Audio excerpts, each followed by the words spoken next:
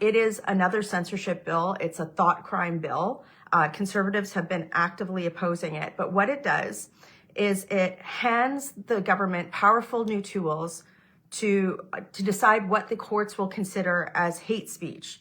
The Canadian government wants to controversially remove religious exemptions as a part of a new hate crime law, Bill C-9. Here's Conservative politician Michelle Rempel talking about it.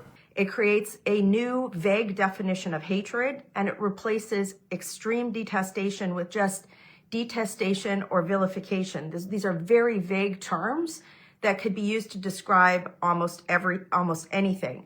What they've done is they've announced that the one or two safeguards that were in here, they want to remove them so that it'll be easier to criminalize religious thought.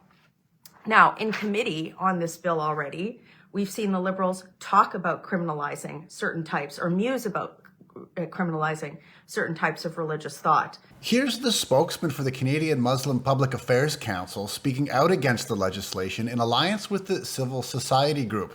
He had a bit of a debate with one of the reporters. We have here today groups from various religious faiths who believe and are fearful that if this exemption was removed, that it could have a chilling effect and an impact on their communities. But exactly what chilling effect exactly? And we're talking about hate and inciting people to commit things against a targeted group. So I'm not sure what exactly you're afraid of.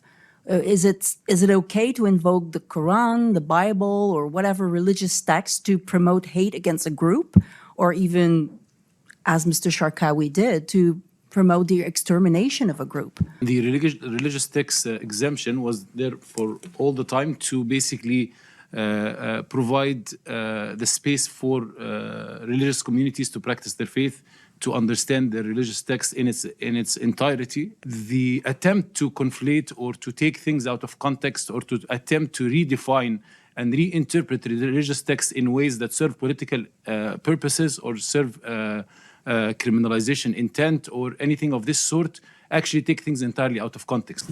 I think, our organization doesn't work specifically on religious issues, but we believe that it's important that there are protections for rights under the Charter, and religious freedom is one of those rights.